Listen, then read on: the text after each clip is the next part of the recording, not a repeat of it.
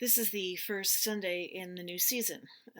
Season's called Proper or After Pentecost or Eventime.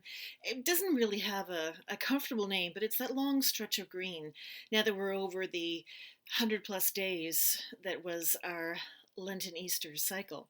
And the very first thing we do is we take some time to look at the Trinity. This is Trinity Sunday. And the Trinity is one of those things that is fundamental to our faith, but so many people don't understand it, or they try to logic it out and they fail considerably. Trinity is kind of the where Greek philosophy and Hebrew understanding of God mix, and it's not a comfortable mix. I mean, most times cultures interact; it isn't a comfortable mix. But what we have going on with the Trinity is a way of understanding our relationship with God. In fact, the earliest speaker on the Trinity was known as Theodophus of Antioch. He lived in the late second century, and he talked about the fact that the Trinity is really a four-part thing. We have God the Creator, we have God in Jesus, we have God in the Spirit, and then there's us bringing it together. If we just stick to the level of, and I'm going to use masculine language because that's kind of normative in the church still. If we just stick to the level of Father, Son, and Holy Ghost, then we've got this triune, which, it's legit, but it's really hard to understand. How is it that that the beings of the Trinity are one God when there's three identified? And that really, really has tripped up people. And there's no nice way to look at it in the scriptures because the theory of Trinity really hadn't emerged until after the scriptures were all completed, and people were then able to look at the vast teachings of Paul and Jesus through the Gospels and spend some time with this. And then the Greek need to understand and put language to this stuff. So it was done after the fact. But we have today a scripture with the story of Nicodemus coming and talking with Jesus. Now, this is really kind of interesting because Nicodemus is a learned. He's one of the Sanhedrin. He's part of the temple. So he's already considered by the wider community to be one of the most knowledgeable about God that they can find. And Nicodemus comes to Jesus at night. Doesn't want to show that he is coming to Jesus. He doesn't want his friends and his colleagues to see that he's actually seeking Jesus out, especially not with the negative relationship between Jesus and the Sanhedrin. So he comes to Jesus and he asks him, "What's this all about? What's going on?" And there's a whole series of questions and answers that go on between Jesus and Nicodemus. At one point, Nicodemus even says, what? I'm supposed to go back in my mother and be born again? Like, how does that work?" And Jesus says, "No, of course not. You're born of the flesh once, but you have to be born of the Spirit."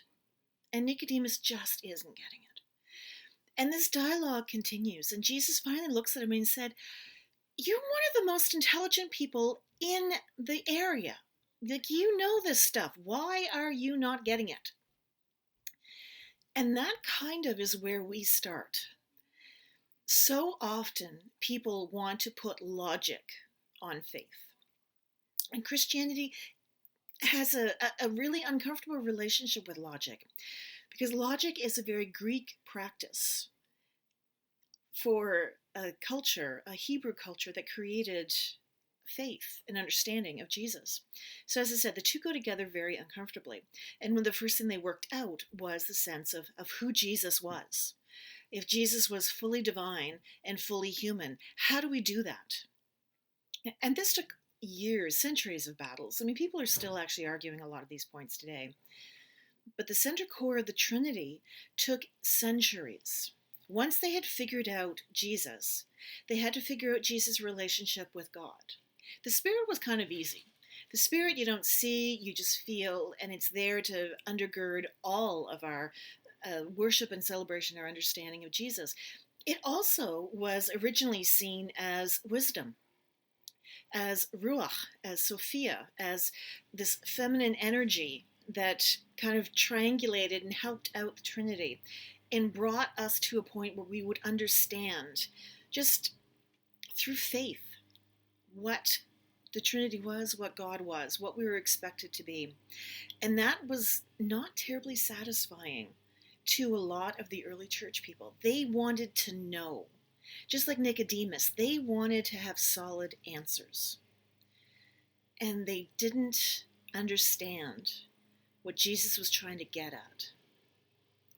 We fall into the same trap here in the modern church. I was watching a documentary just the other day, and these folks were desperate to have everything logical and reasonable. And faith just doesn't fit that. Faith isn't meant to be logical. Faith is actually the opposite of logic in many ways. Faith is an opportunity for us to reach out on an emotional level to something bigger than us, to feel and know about something that is beyond words, beyond description. And anything that we come up with is going to be substandard. There's no way around that. And Jesus was trying to convince Nicodemus of that. That we can have this conversation back and forth for a very long time. But if you are not going to be in the Spirit, then you're not going to get it. And Jesus finally says, I'm the light, I'm the way, I am the truth. Those who come through me will be part of Jesus' home. Now, I do want to identify that with the history because timelines are so vital in understanding the early church. Jesus was talking about him. He wasn't talking about Christianity. Christian church, as we understand it, hadn't been invented by the time John was writing Jesus having said those words. So Jesus is not talking about you have to be Christian. Jesus is talking about you have to follow the path I set. So follow the path, simple social justice stuff. Feed people, clothe people, keep them safe, stop wars, stop poverty. All these things that are part of the new world that Jesus has asked us to be. Nicodemus wasn't going to get it. And so often today we don't get it because we don't want to.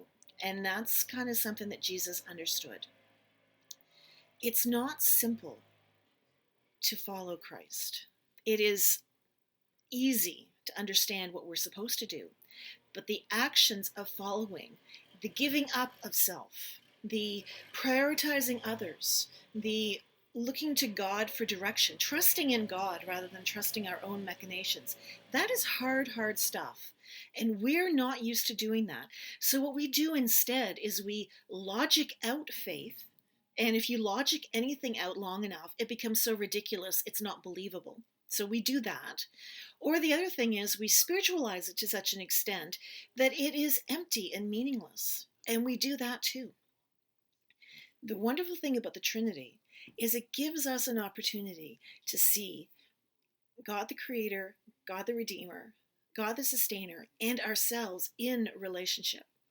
That's ultimately what Jesus was trying to explain to Nicodemus, and ultimately what the Trinity means for us. We are in relationship. That's why Jesus came.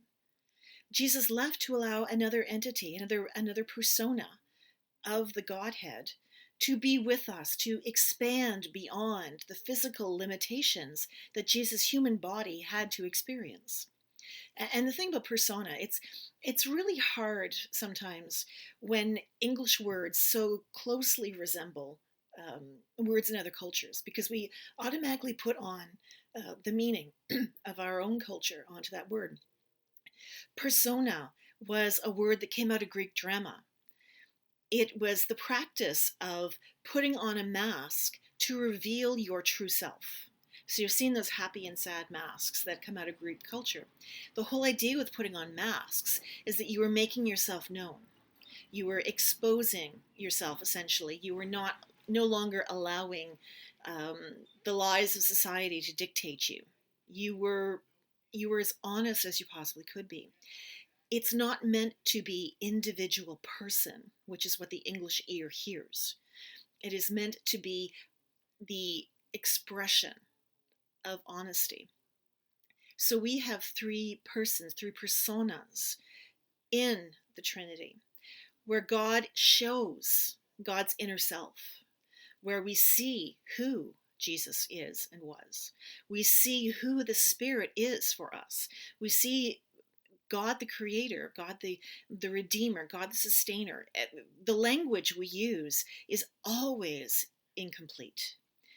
But by revealing God's honesty, God's self to us, we can have that kind of relationship that Jesus was talking about. The born again, born through the Spirit, born anew. I mean, again, translation doesn't really do it justice. The whole idea is that we are new people, that we have new opportunities, and it's not a one-off. That's the kind of cool thing. You can stray and come back and find yourself with this new sense of, of energy, of purpose. We have many times through the church year where we're actually encouraged to stop for a minute and look at who we can be, look at what the gospel is leading us to be. Look at things in ways that we probably didn't do in our younger days because we just didn't have the maturity or the life experience to know to do that. That is the kind of thing that Jesus' conversation with Nicodemus is about. That's the kind of thing that the church was trying to grasp when it was identifying the Trinity and the three parts, the four parts of the Trinity. It's honesty. It's being raw and being honest and open, not having any pretense, and being so open that that relationship between humanity and divinity can happen. The other part of the Trinity is that we can have that relationship with different aspects of it depending on what we need at any given time. There are people in our society, you included, who really, really, really gravitate to a parent God. There are those who really gravitate towards a brother God, a sibling God, a renewal God, this is the hard stuff that I'm asking you to do and just get on with it, God. And there are those who respond to the spiritual presence, the energy flowing through you, the yes, this is what my relationship with God is about because I feel the presence of the Spirit moving through me. And through that experience, I now know how to be the hands and feet that Jesus has asked us to be.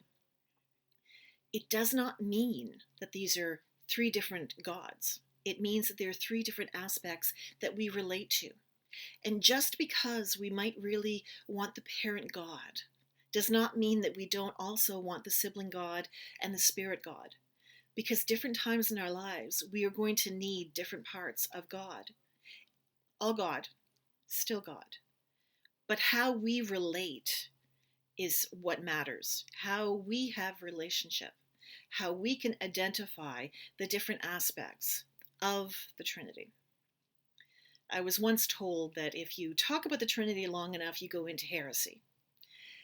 It's a risk, but it's more than just go believe it and it's one of our mysteries and don't try very hard about anything, just accept it whole, because that's not very satisfying. It's more about go to the Trinity, look at how you relate, look at how God relates back. How are you in that relationship where you are not inferior, but you are one of God's loved creations?